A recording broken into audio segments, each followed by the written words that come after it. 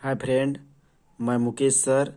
आप लोगों के सामने अभी हम त्रिकोणमिति के कुछ अनुप्रयोग जो है उन उस पे आधारित प्रश्नों को हल करने के लिए थोड़ा सा थ्योरी लेकर के उपस्थित हुए हैं।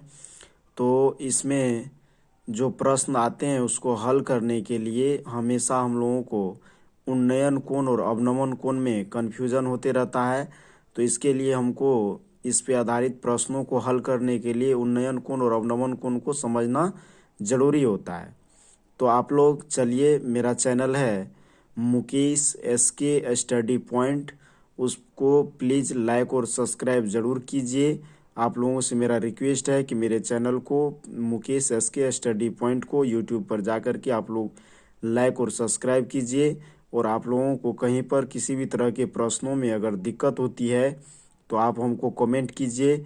मैं आप लोगों के लिए हमेशा जो है सो उसको सॉल्यूशन करने का प्रयास करूंगा।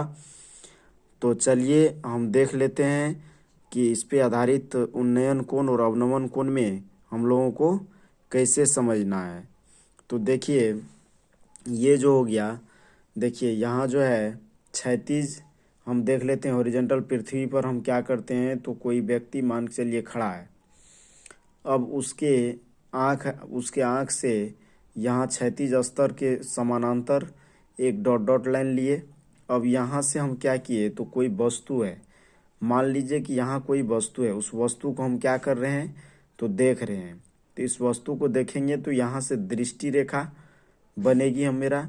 अब दृष्टि रेखा और क्षैतिज स्तर के बीच का जो एंगल होता है उसी को हम लोग क्या करते हैं, उसी को क्या कहते हैं, उन्नयन कोण कहते हैं। ये नीचा से हुआ, पृथ्वी पर खड़ा होकर के अगर हम किसी वस्तु को क्या करेंगे, देखेंगे, तब थियोडोलाइट के माध्यम से भी हम क्या करते हैं, किसी भी वस्तु को, कोई टावर है, मीनार है, उसकी चोटी को हम लोग देखते हैं, पहाड़ है।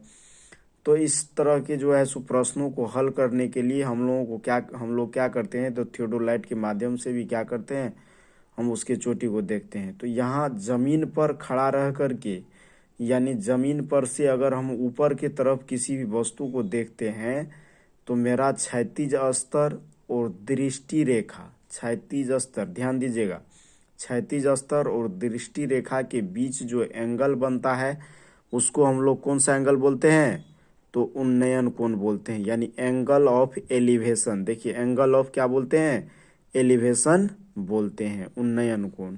हमको उन्नयन कोण और अवनमन कोण अगर अच्छा से समझ जाएंगे, और ट्रिगोनोमेट्री का जो हम बताए हैं, sine cos tan cosec sec cot, इस पे आधारित ही प्रश्न रहता है। उसी का एप्लीकेशन है, उसको यूज कैसे हम लोग करते हैं उसी पे आधारित ये प्रश्न रहता है।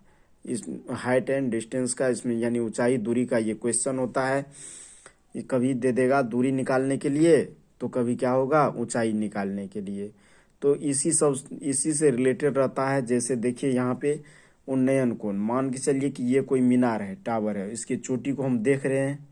तो यहाँ से अगर देखेंगे, इसी को एंगल को उठाइए, यहाँ से उठा करके रखिए, देखिए बन रहा है ऐसा जो यहाँ है। अब हम क्या करेंगे, यहाँ से देख रहे हैं तो ये एंगल जो बना, तो ये क्या है, चोटी, ये मीनार है कोई, मान के चलिए उसकी चोटी को हम लोग देख रहे हैं। तो यहाँ से हम ड्रॉ किए एक लाइन, और यहाँ थे हम तो यहाँ से भी एक ड्रॉ किए लाइन। अब इसको मिला दिए, यहाँ देखिए 90 डिग्री का एंगल, यानी एक राइट एंगल ट्रेंगल का निर्माण हुआ। अब हमको मान के चलिए कोई दो साइड दे दे, या कि एंगल दे दे, एक साइड दे दे, तो हम लोग क्या कर सकते हैं, इसको निकाल सकते हैं, या इसको निकाल सकते हैं, या इसको निकाल सकते हैं। तो इसी से रिलेटेड रहता है। Sine cos tan cosec cot लगा करके हम लोग क्या करते हैं, थीटा का मान दिया रहता है तो हम लोग निकाल लेते हैं। अब देखिए अवनमन कोण पर चलते हैं हम लोग। अवनमन कोण जो होता है, करा angle of depression. Angle of depression क्या होता है बाबू, तो हम ऊपर से किसी वस्तु, कोई वस्तु नीचा की तरफ है, मान चलिए जमीन पर, पृथ्वी पर कोई वस्तु है रखा हुआ, उसको ऊपर से देखें, वस्तु से ऊपर जाकर के हम अगर उस वस्तु को नीचे की ओर देखते हैं तब बनता है अवनमन कोण। यहाँ देखिए ये हॉरिजॉन्टल लाइन हो गया, इसी के समानांतर हम क्षैतिज स्तर जो है सो यहाँ पर ले लिए। अब ये यहाँ से देख रहा है, देखिए ये मकान यानी कोई घर है, घर के खिड़की से यह झांक रहा है, ये लड़का है या कोई भी व्यक्ति हो सकता है। अब यहाँ से ये क्या कर रहा है, तो इस वस्तु को देख रहा है, यहाँ देखिए इस वस्तु को देख रहा है। अब इस वस्तु को जब देख रहा है ये, तो यहाँ देखिए ये क्षैतिज स्तर के लाइन जो डॉट ड्रॉ किए हैं, डॉट डॉट से दिखाए हुए हैं, उसके बीच और इसके बीच जो एंगल का निर्माण हो रहा है, यही हो गया अवनमन कोण। क्या हो गया? अवनमन कोण। ये दृष्टि रेखा हो गया, और दृष्टि रेखा और इसके बीच हो गया अवनमन कोण। तो इसको हम लोग कौन सा एंगल बोलते हैं? तो अवनमन कोण बोलते हैं, एंगल ऑफ डिप्रेशन बोलते हैं। ठीक है, तो हमेशा ध्यान देंगे कि जब ऊपर से नीचे किसी वस्तु को देखेंगे तब जो यहाँ एंगल बनेगा वह होगा अवनमन कोण, और जब नीचे से ऊपर की तरफ किसी वस्तु को देखेंगे और तब जो एंगल बनेगा वह जो एंगल होगा वह होगा उन्नयन कोण। तो समझ में आ गया होगा। अब हम एक चीज़ और बता देते हैं आप लोगों को। यहाँ देखिए ये भी रेखा, ये समानांतर रेखा है, और यहाँ भी ये समानांतर रेखा हो गया। तो हम लोग थ्योरम में पढ़े हुए हैं कि जब दो समानांतर रेखा को कोई तिर्यक रेखा काटती है तो क्या होता है? ये एंगल और ये एंगल क्या हो जाता है? बराबर हो जाता है। तो मान के चलिए यहाँ से अगर ये डॉट डॉट लाइन से हम ये को क्या कर देंगे? मीनार इसको मान लेंगे। अगर इसका ऊंचाई निकालना रहेगा हमको, और ये एंगल दिया रहेगा, यहाँ से देख लीजिए, ध्यान दीजिए यहाँ पर थोड़ा सा, यहाँ से यहाँ तक मिला दिए।